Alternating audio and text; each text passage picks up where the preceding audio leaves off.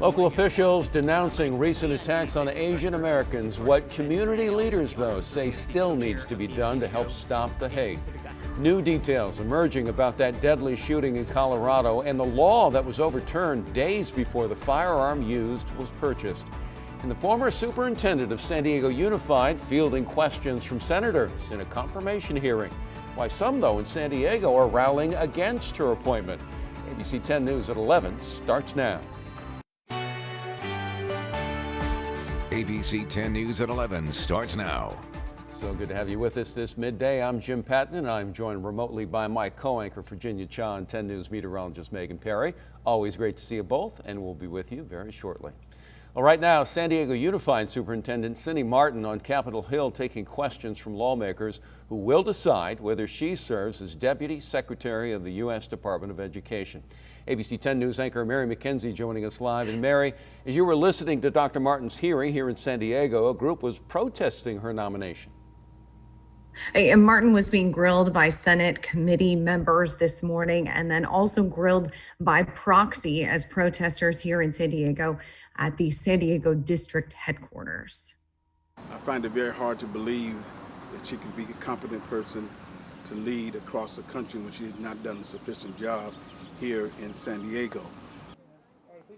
About 30 people who came to the protest, including members of the National Action Network and the National Parents Union, where organizers said they feel Martin's unqualified for the job, calling out her track record, which they claim highlights racial education gaps and disproportionate suspension and expulsion rates for Black male students during her tenure. And this was happening as Dr. Martin was facing questions from the Health, Education, Labor, and Pensions Committee, some of whom praised her lengthy K-12 experience in the classroom and as an administrator. Others highlighted her lack of higher education experience. Overall, she was challenged on her readiness to act as Deputy Secretary of Education. Essentially, it's a COO of a department with a $73.5 billion annual budget and a $1.6 trillion student loan portfolio. So some of the topics from senators included school reopenings, student homelessness, teacher shortages, and school achievement gaps. And listen to this from Senator Bill Cassidy of Louisiana, who asked if she believed that the Department of Ed could forgive student loan debt without congressional approval, a question she essentially declined to answer. That sounds a little bit like a rehearsed answer. In fact, it sounds entirely like you were prepped for that. I guess what I want is the unprepped answer.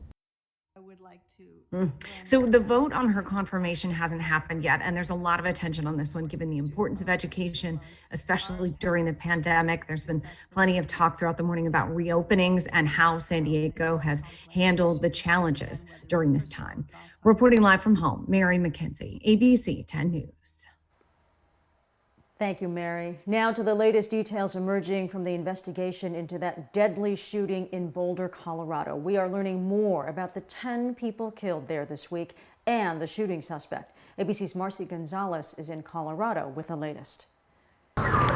Chilling new details about the nightmare that unfolded at this Boulder supermarket for nearly an hour Monday. According to the arrest affidavit, the accused killer methodically marched through the store and parking lot, where witnesses say he shot an elderly man, then stood over him and shot multiple additional times. One shopper live streaming the chaos inside.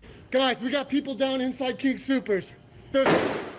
Among the thousands watching, the family of store manager Ricky Olds. We're watching it on my phone as the police are just getting there.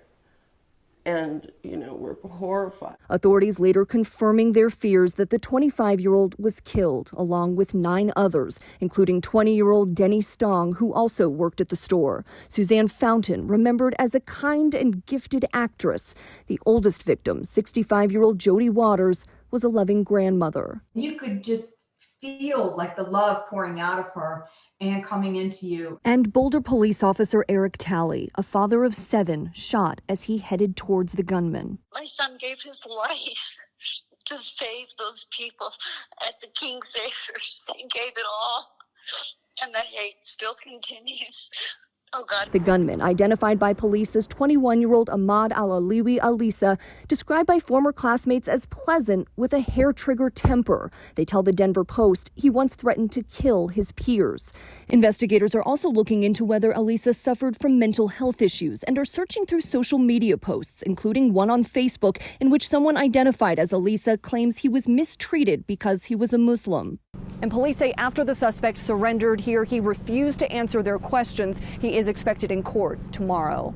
Marcy Gonzalez, ABC News, Boulder, Colorado. That shooting renewing the gun control debate. The president and several lawmakers now calling for regulations. That was yesterday. That is as new details emerge about the suspect in the wake of some recent changes in that city. So documents show the suspect bought the weapon on March 16th, just days after a ban on assault rifles in Boulder was overturned. A judge stated Boulder's ordinance interfered with state law. Attorneys for the city of Boulder argued the local ordinance was necessary because state law did not address assault weapons and large capacity magazines. But the judge stated other weapons are listed in state law, so, quote, any omission was intentional. Well, county officials are taking action to denounce hate directed at the Asian American Pacific Islander community. But as ABC 10 News reporter Marie Coronel shows us, advocates say that's only a first step. County officials plan on introducing a resolution and policy denouncing hate against those in the Asian American Pacific Islander community. But advocates say this is just the start. What we need now is really for the community not just to take a stand today, but to think about, in the weeks, the months, and the years ahead, how do we actually work together to combat this on a daily basis? Kent Lee is the co-chair of the San Diego Asian Pacific Islander Coalition. He believes recent attacks across the country have shed light on this hate, but he adds much of this way of thinking was already there. Even before the pandemic had hit our county and our city, just already knowing that the biases and the stereotypes that were coming from a lot of the rhetoric was already impacting how people were being perceived. And Kent says the push to change this must also be directed towards the AAPI community itself. In order for us to combat what we're seeing, I think it requires that as a community, we're willing to speak up and speak out and share our stories. And even if that is not perhaps what we've been taught. And while community activists are grateful elected officials seem to be paying more attention to the problems, those like Corinne Macapugai say it will take more than just that to tackle this issue. So what we need people to do from all communities is to not be afraid to have these conversations, to challenge others when they witness any types of hate. Marie Cornell, ABC 10 News. Meanwhile, tonight, an effort to make sure local Asian American and Pacific Islander youth feel empowered and heard. Congresswoman Sarah Jacobs is teaming up with Future Forum. That's a caucus of the youngest members of Congress. The focus of the session is to hear from local AAPI leaders on the youth experience in San Diego and what's being done to address recent violence. The town hall will be streamed live on Jacobs' Facebook page starting at 5:30 p.m. our time. Jim? Now, Virginia happening now, local school district featured in a summit being held by the White House. Cajon Valley Union School District being held up as an example for its innovation and use of technology. Years back, the district invested in laptops for all of its students, which paid big dividends when schools were forced to go to distance learning this year.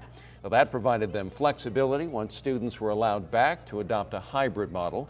And at that summit today, President Biden expected to announce more funding that's being made available to help reopen schools across the country.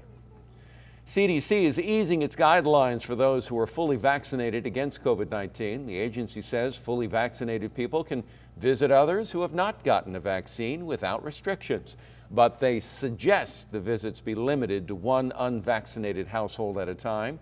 They also advise people to still wear a mask if the unvaccinated family or friend is older, pregnant, or at increased risk of severe illness. The new guidance comes as a new poll shows Americans are going out again and more people are receiving the vaccine.